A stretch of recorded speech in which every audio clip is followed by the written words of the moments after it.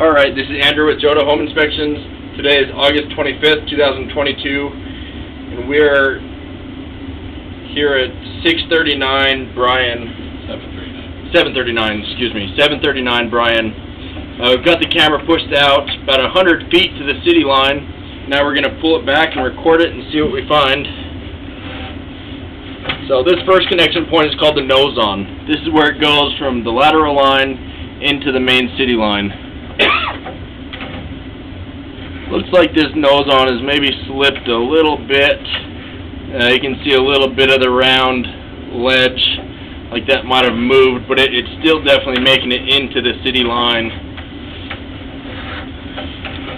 I'll talk more about the insurance in a minute, but you can see a couple cracks on this nose-on on the top and then on the left side. No roots coming through that point, which is good, but a little suspect. Looks like this is probably clay pipe. If you look at the very bottom, you can see a little bit of that red terracotta color. Also, based on the amount of joints that you have, this is probably clay. Usually it's a little more red looking, and so I'm still not 100%. No, that's definitely clay. There you can see all the red terracotta color. One downside with clay is that there's a lot of joints, so there's more spots for roots to come in. Roots are really common. There's a little bit of an offset there where the pipes have slipped a little bit. You can see that lip on the left side. No standing water around it, which is a good sign. No waste caught on that area.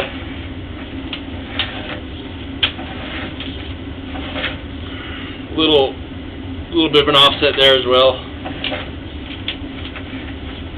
I would recommend the insurance on this line. A lot of homeowners insurances are offering it now, but that can help offset the cost if and when the line needs to be replaced. So the city supplements the insurance, and that's HomeServe. HomeServe can be a really good option, but I've also heard mixed reviews. It's not too expensive. I know it's about $19 if you have your sewer and your water main line, if you have them both insured, and so it's not horribly expensive, especially considering how expensive a sewer line can be. There's some cobwebs. Cobwebs are always a good sign because it's a sign that it hasn't recently backed up, at least in that area. A little bit of an offset here.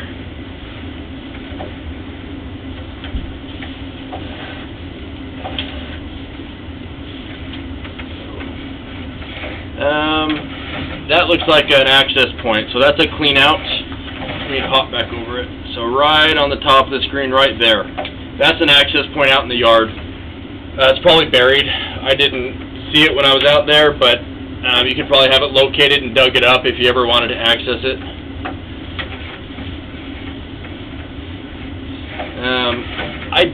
As I pushed my camera out, I did push something out of the line. I was underwater at one point, and then gave it an extra little help, and I did pop something out. So I'm wondering if I loosened up a root, and that allowed it to drain a little bit. I don't recall how many feet out I was when I saw it, and so we'll see if I go back underwater. There's some roots. Once you have roots, you're always going to have roots, and so that'll be a maintenance item that you want to keep up on the future. Some people go 6 months, some people go several years. Alright, so going underwater there a little tiny bit, enough that it covers my camera head, and then I can feel the edge of the pipe there where you have a little offset. Gonna pop over it. So when you have little bellies like that, that's a spot where waste can collect, and if waste settles right there, it can create a blockage. That's not an incredibly long amount of standing water. Sometimes I see 10 or 15 feet, which is much more concerning, but noteworthy still.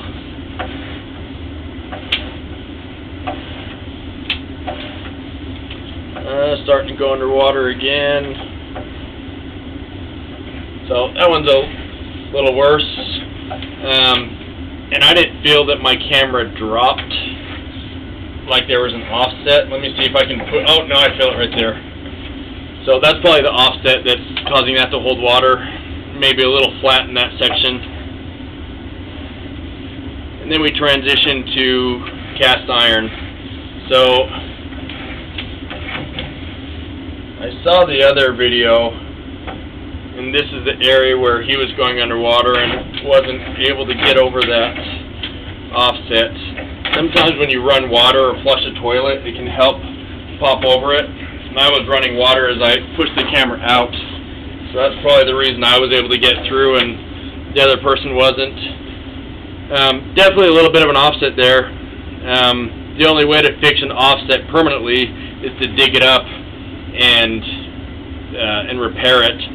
Sometimes when you have a little offset like that, what will happen is the water has to build up and then it carries the waste over that little lip. And so it's possible that that's been like that for a long time and nobody's noticed because it's still getting past it. It can cause concerns, you know, if waste gets caught just right and creates a blockage. But a lot of times the water just builds up over the offset and carries it out. And so it's hard to predict whether that would be an issue in the future or not. This is all cast iron. Cast iron gets very rough and rusty. You want to avoid putting wet wipes or feminine hygiene products down the line because those can get caught.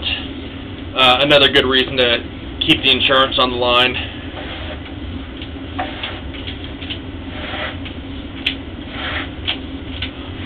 So, original pipe and handful of offsets, handful of spots that are holding water, and a couple small roots. So at a minimum, I would say you could have it hydrojetted out, get out the roots and clean out any waste from the line, and then I would say maintain the insurance.